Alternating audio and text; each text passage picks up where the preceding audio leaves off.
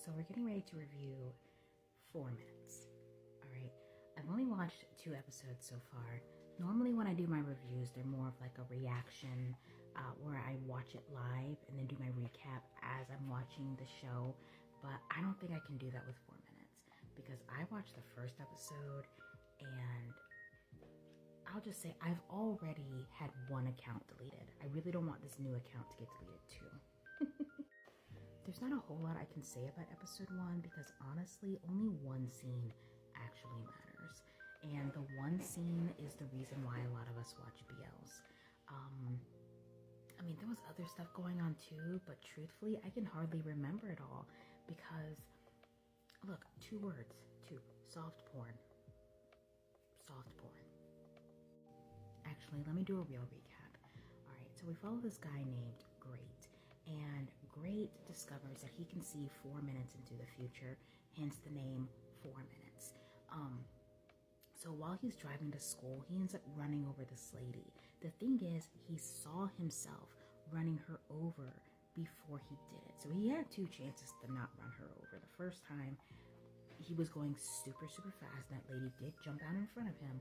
But the second time, I'm sorry, if I saw into the future that I was about to kill somebody, I would drive a little slower through a friggin' tunnel. But that's just me. This guy's probably like, I don't know, 19, 20, and he's a guy, and guys just do stupid shit like that. So we also meet his brother. And so, again, I mentioned there is only 1 scene that matters in episode 1. And I'm going to be honest, I was confused at first because I thought we were following the journey of the brother, Korn. So Korn is the older brother, and his father has just handed him over the company, or a portion of the company. He's now in charge of a portion of the company. The thing is, though, Korn didn't even know this part of the company existed. It's like an illegal gambling ring. So he learns that his father isn't just running a car rental shop or whatever it is that they own, but he's got a freaking illegal gambling ring at some abandoned factory somewhere. Like, they're basically the mob is what I'm gathering from the rest of the show. So the thing is, though, before we even after that, we are immediately taken to Korn's like twink boyfriend's house or whatever, and then the scene happens that completely threw me off. I wasn't expecting that. I was not expecting that. So anyways, later on in the episode 2, we meet this guy, Tidal. Okay, now he calls Great up on the phone. He's like, hey, come on downstairs. I'm coming up to your condo. I got something super fun for us to do. Now, look, I'm 37, and I can say anytime any friend of mine has randomly been popping up at my house talking about, come on, I got something fun for us to do, it's usually not that fun, and it's usually something not good. So while they're driving out to wherever they're supposed to be going, Great is like, oh, hey, what happened to your girlfriend, View? Because Tidal was filmed screaming at his girlfriend. Basically, he's an abusive dick. And he's like, oh, yeah, she's fine. She's at my house. And he's all like, oh, why don't you tell her to call people? Everybody's trying to reach her. He's like, oh, no, I have her locked up, so she can't leave me. Now,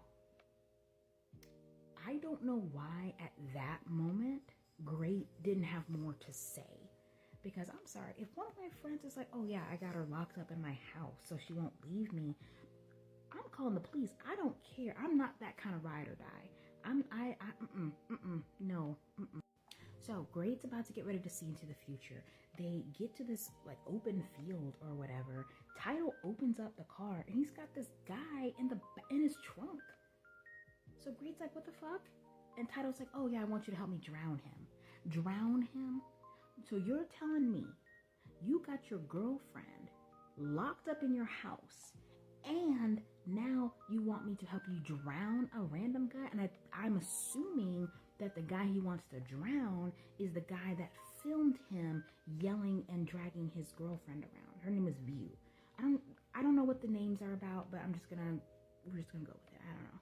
So Great ends up experiencing his little time travel thing. He goes back 4 minutes and he's like, nah, fuck this shit. beats his friend over the head with a rock, jumps in his car, and runs off to the hospital for the both of them. Because Title, I guess the guy was like punching him or whatever. So we get ready to meet Time, like the spice. So Time is a surgeon at the doctor. Now, Great and Time had actually already met, because the first time they met, Great was at the hospital trying to visit the woman that he ran over, because his mom was like, go over there, bring her some flowers, and make sure you take pictures so everybody in the world knows that we basically trying to stop a lawsuit. It wasn't about the woman's health or anything like that. They're rich. They got shit to hide. They just don't want this woman coming back to say some shit, basically. So Time's like breathing all over him, stitching up his cut on his face. Great's like staring at his crotch and staring at his lips, fantasizing about this man. Now, what Great doesn't know is that Time was already fantasizing about him, because before he even walked in the room, he was like dusting himself off, tucking in his shirt, fixing his hair. So there's definitely a little meet cute going on between the two of them. Now, while all this is going on, Corn's Twink boyfriend, his brother, was murdered. So Twink is trying to call him up and be like, oh, you know, hey, baby, I need you, blah, blah, blah. But Corn is dealing with this, like, system crash because there's a sketchy girl that's working for them running around. So I'm pretty sure it's her fault. Anyways, so he can't get a hold of Corn. Corn is like, man, stop calling me. I'll call you back. Blah, blah, blah, blah. Hangs up the phone and shit. And then before that even happens, there's this inspector that's inspecting, like, the situation. Like, honestly, I don't know where he came from, but I'm assuming he's gay too, because he shows up at the Twink's house because he's crying, and he's like, oh, I just wanted to check on you. And the guy's like, do the police normally check on the family of victims? Because it's like the middle of the night, so why this cop just showed up his house at like 2 a.m.? I don't know. Anyways, fast forward. Great is at his condo, and Title shows up, starts beating the shit out of him. He's strangling him. And then right before Great is like about to lose consciousness, here comes Time out of nowhere. Talk about being a stalker. Like, Time shows up like Superman, gets the guy off of him. Now, Time is a catch. He is tall. He's a surgeon. He doesn't have a lot of money right now, but that's okay. He just got out of school, I guess. And he can fight. Before that, we just saw him working out at the gym, so we know he's strong. And like I said, he's a surgeon, so you know he's patient and knows how to use his fingers. So they go out to this park, and Great's all like, why are you checking up on me? Kind of like that cop that was stalking Twink.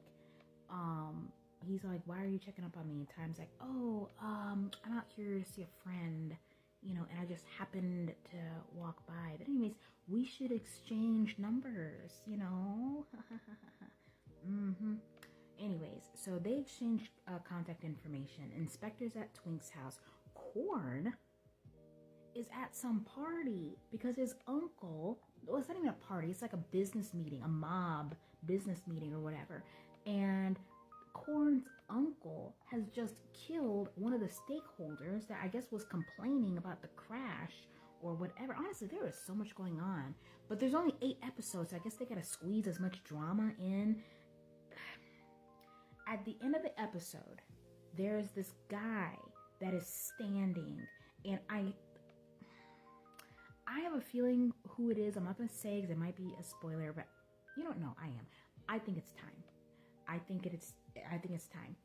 Because earlier in the episode, he was talking to his grandma, and he was like, oh, no, don't worry about it. I'm about to be making a lot of money soon.